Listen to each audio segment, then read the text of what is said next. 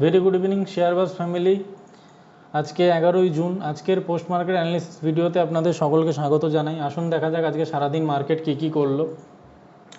So প্রথমেই বলে রাখি, আজকের মার্কেটে বিশেষ তেমন কিছু ছিল না বলার মতো, কিন্তু একটা জিনিস লক্ষণীয় ছিল, মার্কেট একদম লাইফ টাইমের হাইয়ের সামনে এসে কালকে একটা ইনভার্টেড হ্যামার তৈরি করেছিল, আজকে একটা স্পিনিং টপ বলতে পারেন, একটা স্পিনিং টপ তৈরি করেছে এবং তার সাথে ভলিউম কন্টিনিউয়াসলি ডিগ্রোয়িং রয়েছে। আমরা বলতে পারি এই সিচুয়েশনে দাঁড়িয়ে মার্কেট আগামী দিনে ছোট্ট একটা কারেকশান নিতে পারে বা ছোট্ট একটা রিট্রেসমেন্ট নিতে পারে, যদিও সেটা ক্র্যাশ নয় বা ফল নয়, সেটা ছোট্ট একটা কারেকশান, যেটা আমাদের মার্কেটের নর্মাল নেচার, মার্কেটের র্যান্ডাম নেচার। মার্কেট কখনোই সোজা উপরে ওঠে না, সোজা নিচে পড়ে না, প্রত্যেকটা জায়গায় ডিপ নেয় এবং তারপর আবার নতুন হাই তৈরি করে। সো এই জায়গাটাও তাই, মার্কেট একটা ছোট্ট ডিপ নিতে পারে, ডিপ নেওয়ার পর নতুন হাই তৈরি করতে পারে। যদি আমরা মার্কেটকে একটু ছোট টাইমেও দেখি কালকের অ্যানালিসিসের জন্য, তাহলে মার্কেটে এখন একটা মেজর রেজিস্ট্যান্স জোনে দাঁড়িয়ে আছেন, এটা আপনারা দেখতে পাচ্ছেন। যদি কালকে মার্কেট এই সেম লেভেলে ওপেনিং করে আজকে যেখানে ক্লোজিং দিয়েছে, তাহলে মার্কেট কিছুক্ষণ সময় কাটানোর পরে মার্কেট নিচের দিকে একটা ছোট্ট রিট্রেসমেন্ট নিতে পারে। কেন নিতে পারে? কারণ ডেলি চার্টে আপনারা দেখতে পাচ্ছেন একটা ইনভার্টেড হ্যামার এবং একটা স্পিনিং টপ মার্কেট ফর্ম করেছে।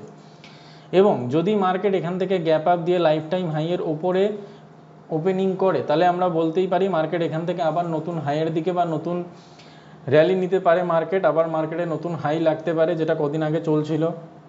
হ্যাঁ, ইলেকশনের জন্য মার্কেটে একটা বড় কারেকশান এসেছিল এবং ঠিক তারপরে এই কারেকশানটা মার্কেট রিকভারও করে ফেলেছে। মার্কেট এখন এই মুহূর্তে ভালো জায়গায়, ভালো কন্ডিশনে রয়েছে।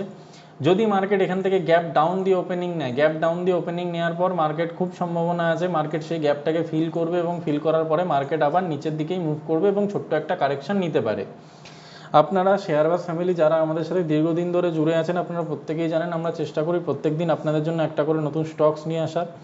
সো সেরকমই আজকে আপনাদের জন্য একটা নতুন স্টক এনেছি। সেই স্টকটার নাম হচ্ছে স্টিল অথরিটি অফ ইন্ডিয়া বা সেল বলতে পারেন।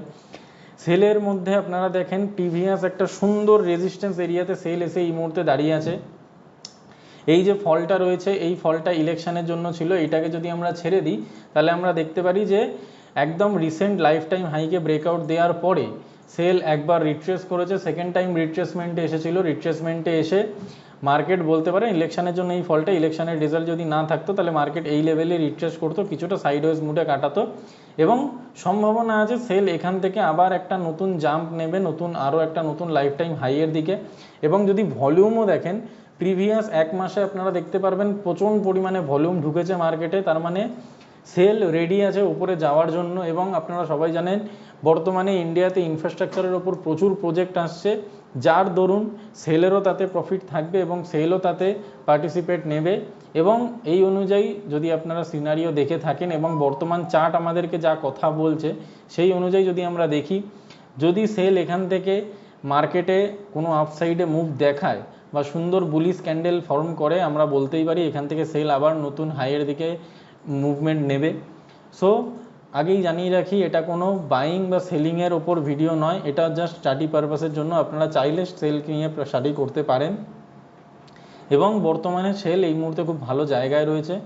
তো গাইজ, আজকের ভিডিওটা এই জন্যই থাক। দেখা হবে আবার কালকে নতুন একটা পোস্ট মার্কেট অ্যানালিসিস ভিডিও নিয়ে এবং নতুন কিছু স্টকস নিয়ে। Thank you.